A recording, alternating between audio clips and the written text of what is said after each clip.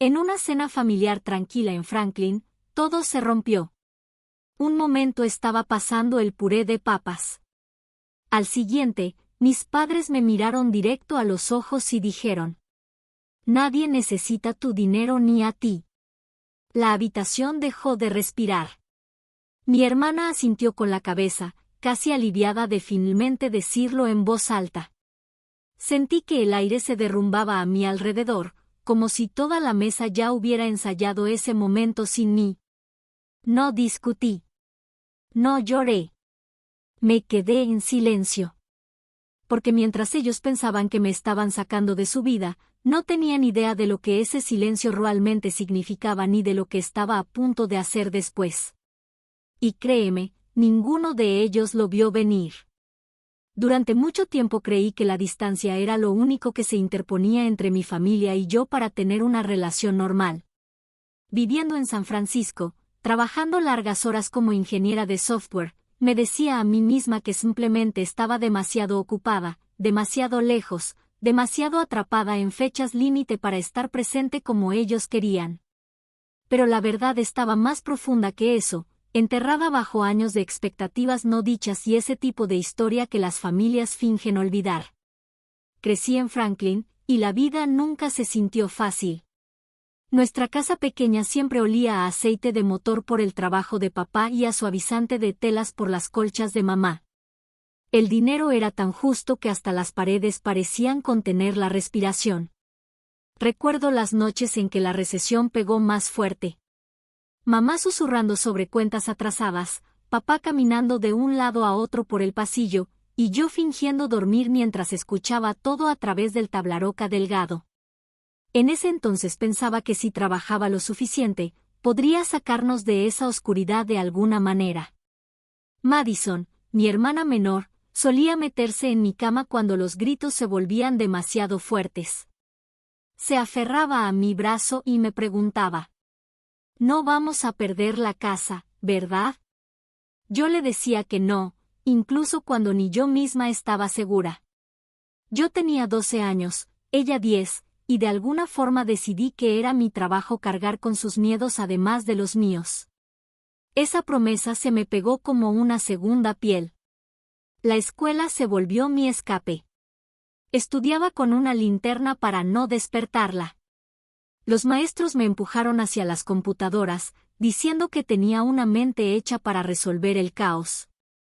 Para la preparatoria ya ganaba concursos de programación y soñaba con una vida más grande que Franklin, una sin el peso de avisos de pago vencidos o cenas frías en silencio. Cuando obtuve una beca y me fui a la ciudad, llevé más que maletas. Llevé culpa y la sensación de estar dejando a Madison atrás en la misma tormenta de la que le había prometido protegerla. Pero no desaparecí. Cada sueldo que ganaba se sentía como una nueva oportunidad de arreglar algo en casa. Las tuberías rotas, el techo que goteaba, las reparaciones que papá no podía pagar.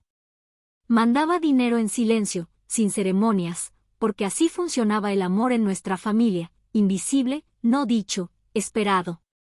Madison también tenía sueños. Una pequeña boutique, un lugar para vender sus diseños, algo de lo que hablaba desde niña. Ayudarla se sentía como cumplir aquella promesa de la infancia de una forma que las palabras nunca podrían. Un préstamo aquí, un pago allá, y eventualmente una SUV para ayudarle a manejar el negocio. Pero en algún punto, la gratitud de Madison se convirtió en algo más filoso. Bromeaba sobre mi vida en la gran ciudad o llamaba a mi ayuda, caridad. Papá se ponía tenso cada vez que ofrecía arreglar algo. Mamá cambiaba el tono cuando mencionaba visitar, como si mi presencia fuera una molestia y no una ayuda. Aún así, esperaba que esa cena familiar fuera diferente. Una oportunidad para reiniciar, una oportunidad para sentir que todavía pertenecía ahí. Pero lo leí todo mal. Cada silencio, cada encogimiento de hombros, cada sonrisa forzada. Y cuando por fin entendí la verdad, el daño ya me estaba esperando en esa mesa. Desde el momento en que entré al comedor de mis padres esa noche, algo se sintió raro. No ruidoso, no obvio, solo pesado, como si el aire ya hubiera decidido lo que iba a pasar antes de que siquiera me sentara. Mamá apenas levantó la vista. Papá me dio un asentimiento rígido. Madison mostró una sonrisa que no le llegó a los ojos, la misma sonrisa ensayada que usaba cuando quería esconder irritación detrás de la cortesía. Tratando de ignorarlo, pregunté por el trabajo, por la boutique, por cómo habían estado. Cada respuesta fue corta, cortante, como si estuvieran marcando casillas de un guión que no querían actuar. En algún momento, Madison hizo un comentario sobre mi cabello, tan corporativo, con ese tono ladino que sonaba a cumplido pero se sentía como una bofetada. Papá murmuró algo sobre que yo siempre estaba ocupada en la ciudad, y mamá suspiró exageradamente cuando ofrecí ayudar con algunas reparaciones de la casa. No era nuevo. Estas pequeñas punzadas llevaban años cocinándose, pero esa noche eran más afiladas, más deliberadas, y no podía quitarme la sensación de que habían estado ensayando algo sin mí. Sirvieron la cena y por unos minutos todos fingieron normalidad. Los tenedores raspando los platos, los vasos chocando. Madison hablaba de su tienda como si fuera apoyada por la comunidad, sus palabras apuntando, reescribiendo la historia justo frente a mí. Estuve a punto de corregirla, casi lo hice, pero me lo tragué. Me había dicho a mí misma que había venido a reconectar, no a pelear. Entonces pasó. Papá dejó el tenedor sobre la mesa. El sonido fue demasiado fuerte en la habitación silenciosa. Me miró directo, con una expresión dura, casi resentida. No necesitamos tu dinero, Kimberly. Mamá no perdió el ritmo. Ni a ti, agregó, las palabras deslizándose suaves, ensayadas. Por un segundo solo parpadeé. Pensé que había escuchado mal. Me zumbaban los oídos. El pecho se me apretó. La habitación se inclinó apenas, pero entonces Madison se recargó en la silla, cruzó los brazos y lo dijo. Tiene razón. Nadie necesita tu dinero ni a ti. No fue un susurro. No fue duda. Fue acuerdo. Frío. Final. Como si hubiera estado esperando a que alguien más lo dijera primero. Miré alrededor de la mesa buscando cualquier rastro de duda, cualquier señal de que alguien fuera a defenderme. Pero todas las miradas evitaron la mía. Ese fue el momento en que todo se rompió. No porque me rechazaran, sino porque por fin entendí que ya habían decidido que yo no pertenecía ahí. Y lo habían decidido mucho antes de que me sentara a esa mesa. No recuerdo haberme levantado. Un momento las palabras de Madison resonaban en mi cabeza y al siguiente estaba afuera, en el porche, respirando el aire frío de la noche de Tennessee como si pudiera lavar el ardor de mi piel. El aire sabía a invierno. A algo filoso, metálico, vacío, nada parecido a la calidez que solía imaginar cuando pensaba en hogar. Me recargué en el barandal, dejando que el silencio se asentara. Me quedé callada, no porque estuviera de acuerdo con ellos, sino porque si abría la boca no sabía si iba a gritar o a romperme. Caminé hacia mi coche sin voltear atrás. Nadie me siguió. Ni mamá, ni papá, ni Madison. Durante años había sido su fondo de emergencia, su solucionadora, su red de seguridad. Y ahora, en el momento en que yo necesitaba aunque fuera una pizca de empatía, toda la mesa se quedó sentada, como si mi ausencia hiciera la cena más fácil.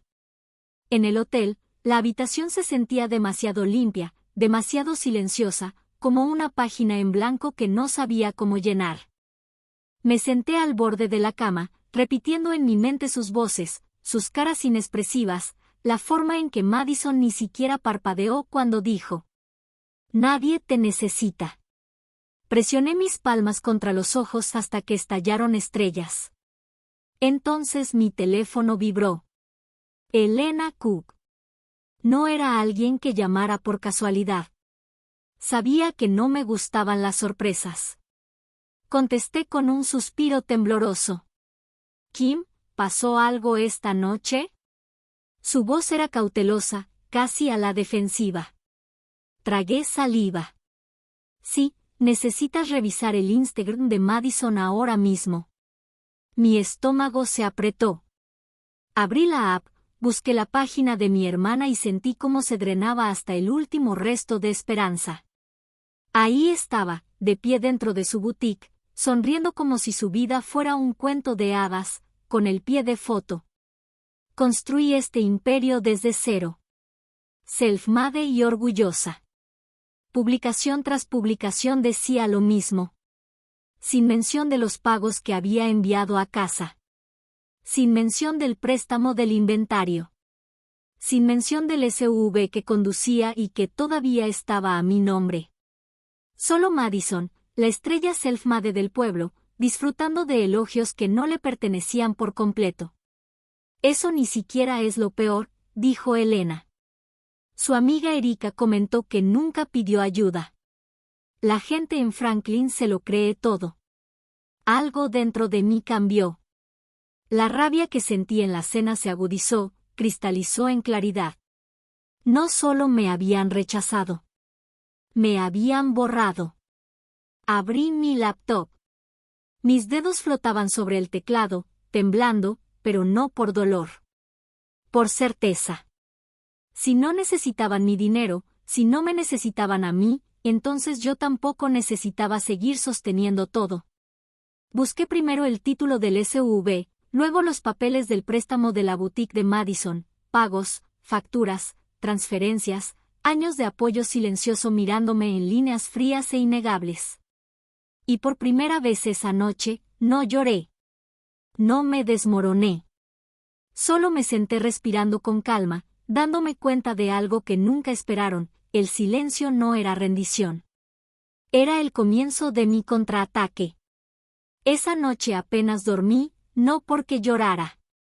Esas lágrimas se habían secado hace horas, sino porque mi mente había entrado en un lugar que no visitaba desde hacía años, un lugar de precisión, estrategia y claridad. La misma parte de mí que resolvía puzzles de programación a medianoche ahora examinaba cada hilo de la narrativa de mi familia y entendía exactamente dónde tirar. Al amanecer, el cielo frente a la ventana del hotel estaba teñido de naranja pálido. Franklin despertaba, café humeando, camiones en marcha, gente paseando hacia los diners, pero yo me sentía extrañamente distante, como si estuviera observando la ciudad de otra persona, la vida de otra persona.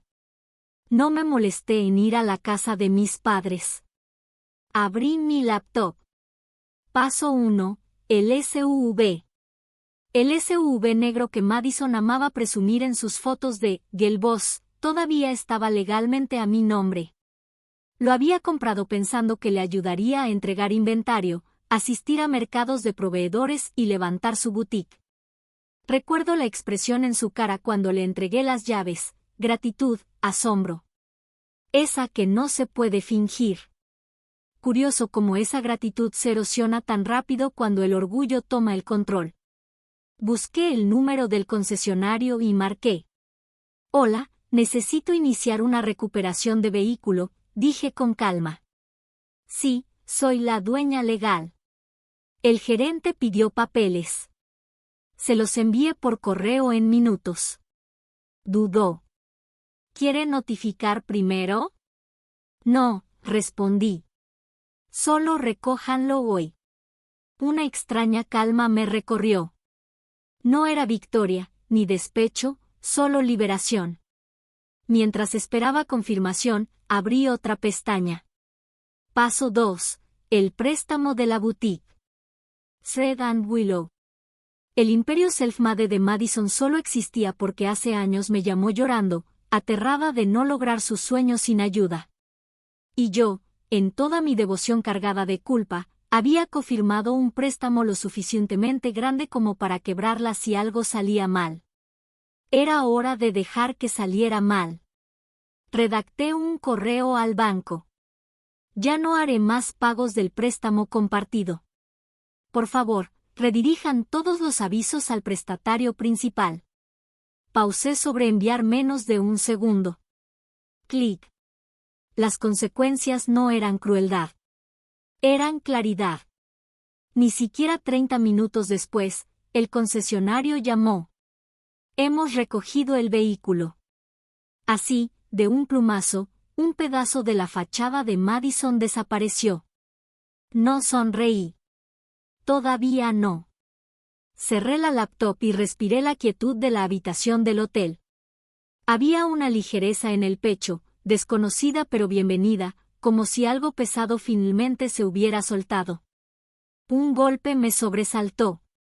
Era Elena. Entró y cerró la puerta con llave detrás de ella. Kim, la gente está hablando, dijo en voz baja. Se llevaron el SUV del camino de Madison, y el banco la llamó por pagos atrasados. Levanté una ceja, ya sabía. Ella estaba enloqueciendo, publicando historias crípticas, borrando comentarios. Carta, dije. Elena se sentó junto a mí, estudiando mi rostro. ¿Estás bien? De verdad lo pensé. Lo pensé en serio. Ya no seré su red de seguridad, dije. Si eso rompe su fachada, significa que la construyó demasiado delgada. Elena soltó un suspiro que sonó a alivio. Bien. Pero el día no había terminado. Para la tarde, el caos se expandió por Franklin como incendio forestal. Un amigo le envió a Elena capturas de pantalla de la página comunitaria del pueblo. ¿Madison perdió su SUV? Pensé que ella lo había comprado. Escuché que su boutique podría no pagar la renta. Self-made, ¿no tanto? La gente que ayer la alababa ahora estaba diseccionando su historia, comparando cronologías, dándose cuenta de que las piezas no cuadraban. Las alabanzas se convirtieron en sospechas. Las sospechas en chismes. Y los chismes en un pueblo pequeño se convierten en realidad. Entonces llegó otro mensaje, esta vez de Daniel, mi primo. Quizás quieras saber. Madison está en la boutique llorando. Scott está gritando. La gente está mirando. No me apresuré. No anhelaba el espectáculo. Pero necesitaba un cierre, así que fui. Thread and Willow se veía más pequeña de lo que recordaba, como si la pintura se hubiera opacado de la noche a la mañana. Entré sin hacer ruido. Madison y Scott estaban en medio de una discusión, voces bajas pero intensas. Le dijiste a todos que lo construiste sola, explotó Scott. ¿Por qué no me contaste del préstamo, del SUV, de nada de esto? El rímel de Madison le corría por las mejillas. No pensé que realmente los regresaría. Scott negó con la cabeza, con disgusto cargando su voz. Mentiste a todos. Entonces me vio. Su rostro cayó. Madison se giró. Su expresión colapsó de la rabia al pánico. Tú hiciste esto, siseo, señalándome como a una niña atrapada robando. Arruinaste mi vida. No alcé la voz. No retrocedí. Solo la miré, firme e imperturbable.